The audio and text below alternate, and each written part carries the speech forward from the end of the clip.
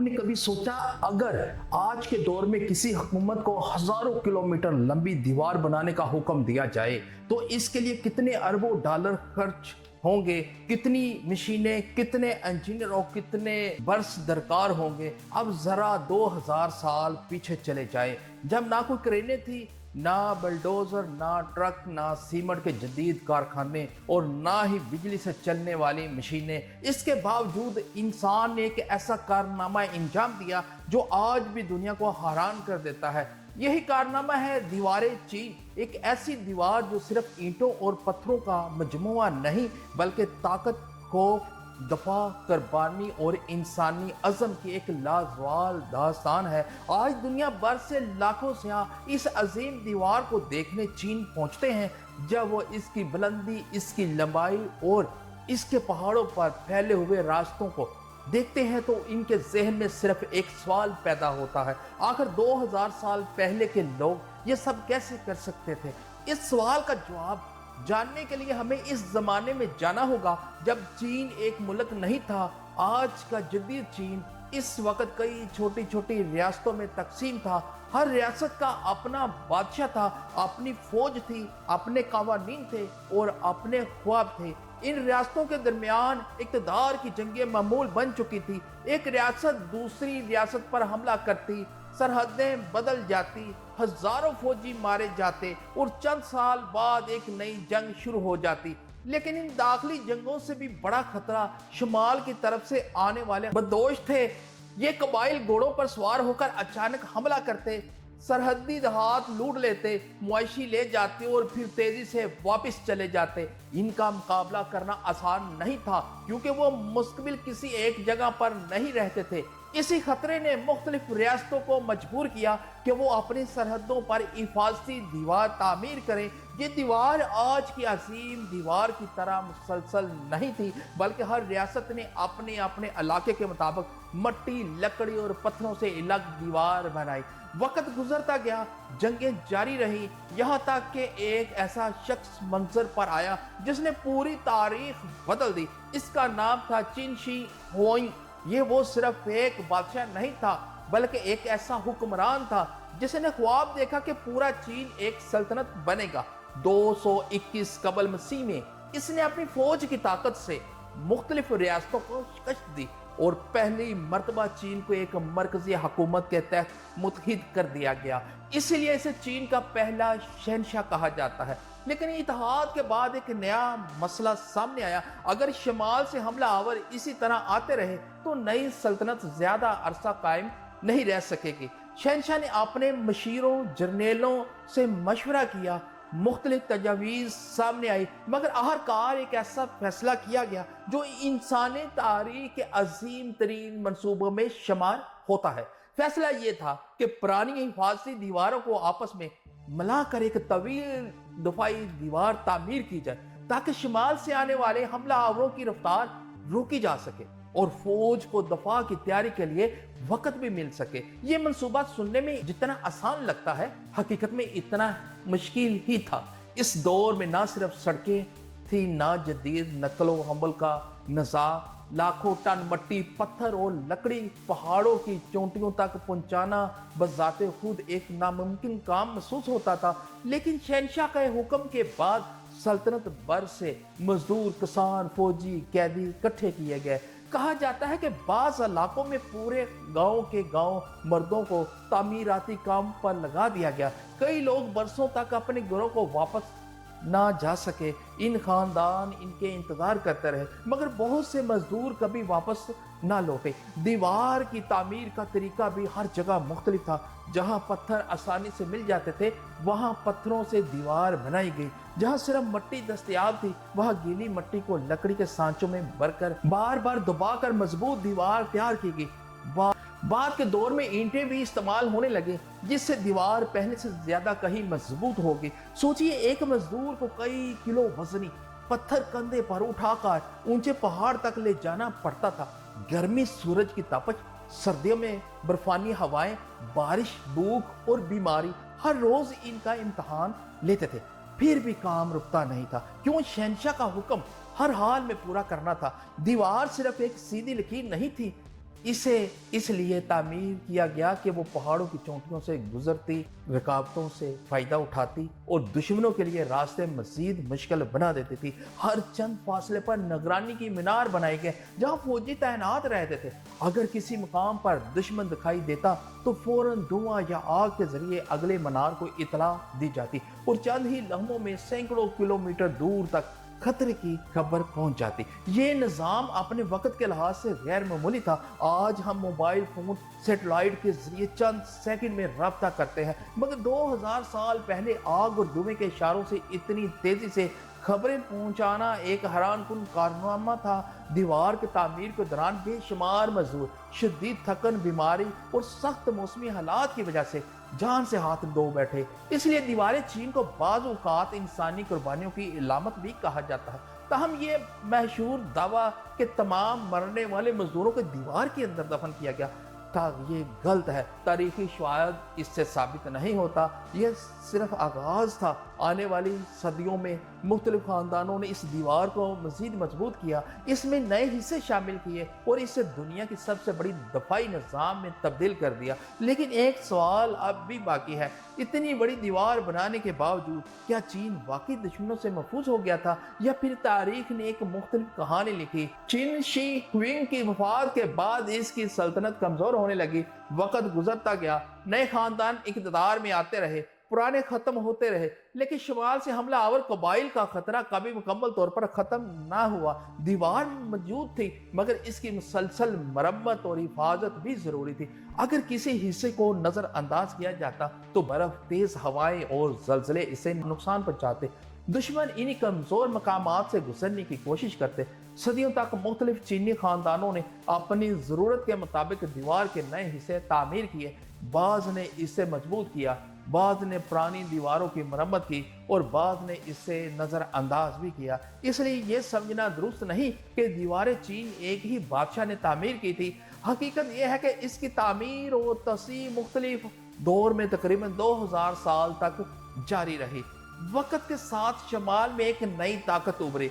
ये थे मंगोल जो घोड़ों पर गैर मामूली रफ्तार से सफर करते थे। इनके जंगजू इंतहाई माहिर तीर अंदाज थे और सख्त मौसमी हालात में भी जंग लड़ने की सलाहियत रखते थे। इनकी फौजें अचानक हमला करती, दुश्मन को संभलने का मौका नहीं देती और फिर तेजी से वापस चली जाती। चीन के लिए ये एक बहुत बड़ा चैलेंज था। दीवार ने यकीनन इनकी रफ्तार कम की, लेकिन हर हमला नहीं रुक सका। बाज़ औक़ात हमला आवर ऐसे रास्ते तलाश कर लेते जहां दफा कमजोर होता। कुछ मौक़ों पर दूर दराज पर कब्जा कर लेते, जबकि बाद तारीखी रवायात के मुताबिक कहीं कहीं रिश्वत या अंदरूनी कमजोरियों ने भी दुश्मन को फायदा पहुंचाया। इससे एक अहम सबक मिलता है कि किसी भी मुल्क की मजबूती सिर्फ दीवारों से नहीं बल्कि नज़्मो ज़ब्त इत्तेहाद होती है। सन 1271 में मंगोल हुक्मरान ने चीन में यूनान खानदान की बुनियाद रखी। ये वो दौर था जब मंगोलों ने चीन पर हुकूमत की। इससे जाहिर होता है कि अजीम दीवार के बावजूद तारीख में ऐसे दौर भी आए जब बरूनी ताकतें चीन पर काबज हुई। बाद में 1368 में मंग खानदान इक़्तिदार में आया। नए हुक्मरान ने महसूस किया कि अगर शिमाली सरहद को महफूज बनाया गया तो खतरा दोबारा बढ़ सकता है। नए हुक्मरानों ने महसूस किया अगर शिमाली सरहद को महफूज ना बनाया गया तो खतरा दोबारा बढ़ सकता है। इसलिए उन्होंने दीवारें चीन के बड़े पैमाने पर मरम्मत और तस्सीह का फैसला किया। यही वो दौर था जिसने दीवारें चीन को वो शक्ल दी जिसे आज दुनिया देखती है।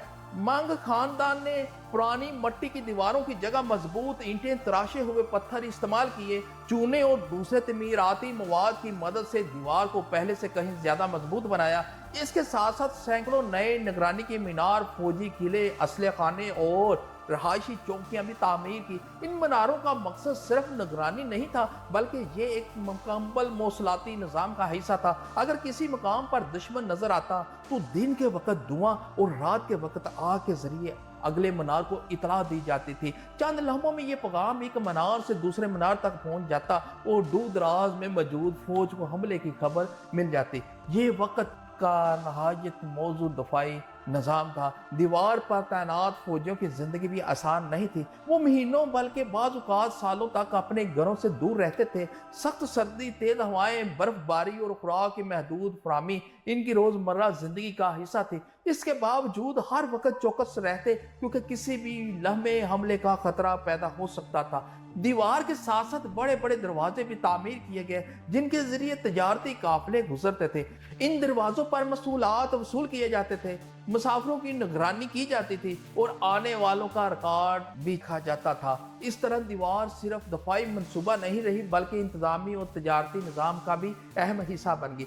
आज जब कोई सियाह दीवारें चीन पर चलता है तो इसे सिर्फ ईंटें और पत्थर दिखाई देते हैं, लेकिन अगर गौर करें तो इसे हर चंद फासले पर बने हुए मीनार, दफाई चौकियां, तंग रास्ते, सीढ़ियां और मुख्तलिफ बुलंदियों पर तामीर शुदा हिस्से नजर आएंगे। ये सब इस बात की निशानदही करते हैं कि दीवार एक जिंदा फौजी निज़ाम थी, ना कि सिर्फ एक लंबी दीवार। एक दिलचस्प हकीकत यह भी है कि दीवार की चौड़ाई हर जगह एक जैसी नहीं। कुछ मकामात पर ये इतनी चौड़ी है कि कई सिपाही एक साथ चल सकते थे। इसी तरह इसकी ऊंचाई भी मुख्तलिफ इलाकों में बदलती रहती है, ताकि जमीन की साहत के मुताबिक ज्यादा मौसर दफा मुमकिन हो। मोरखीन का ख्याल है कि दीवारें चीन ने सदियों तक शुमाली हमलावरों की रफ्तार कम करने, चीनी फौज को तैयारी का वक्त देने और सरहदी इलाकों को निस्बतन महफूज रखने में अहम किरदार अदा किया। अगरचे ये हमला को रोकने में कामयाब नहीं हुआ, लेकिन इसने चीन की दफाई हिकमत अमली में एक बुनियादी सतून की हैसियत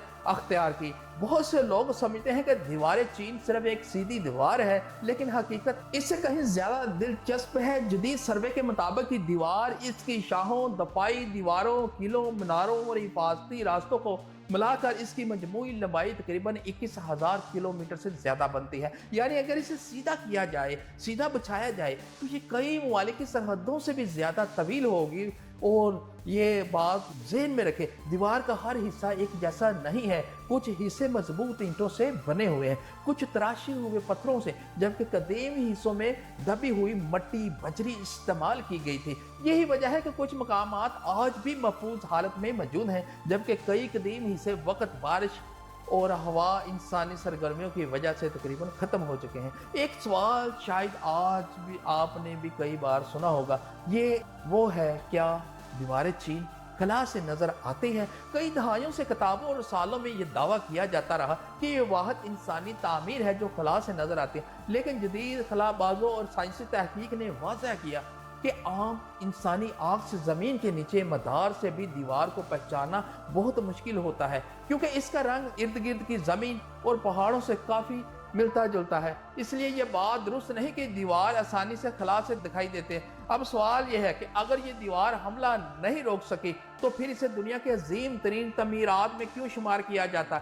इसकी वजह इसका दफाई किरदार नहीं, बल्कि इसका इंजीनियर का कमाल, इसकी मनसूबाबंदी, इसकी वस्त और सदियों तक जारी रहने वाली तामीर है। दुनिया की तारीख में बहुत कम ऐसे मंसूबे मिलते हैं जिन पर मुख्तलिफ हुकूमतों ने तकरीबन 2000 साल तक मुकम्मल काम किया हो। इस गैर मामूली अहमियत की वजह से 1987 में दीवारें चीन को अक़वाम मुत्तहिदा के ज़िली अदारे ने आलमी सकाफती वर्सा करार दिया। इस फैसले का मकसद सिर्फ एक तारीखी इमारत को महफूज करना नहीं था, बल्कि पूरी इंसानियत की मुश्तरका तारीख के एक बाब को आने वाली नस्लों तक पहुँचाना था। आज हर साल दुनिया भर से लाखों सयाह दीवारें चीन देखने आते हैं, लेकिन बाज़ सिर्फ चंद 100 मीटर चलते ही, जबकि कुछ मुहिम जो कई दिन पैदल सफ़र करते हैं, इसके मुख्तलिफ हिस्सों को देखने की कोशिश करते हैं। मौसम बहार में दीवार के इर्द गिर्द सब्ज पहाड़ एक खूबसूरत मंजर पेश करते हैं, जबकि सर्दियों में बर्फ से ढकी दीवार किसी फिल्मी मंजर से कम महसूस नहीं होती।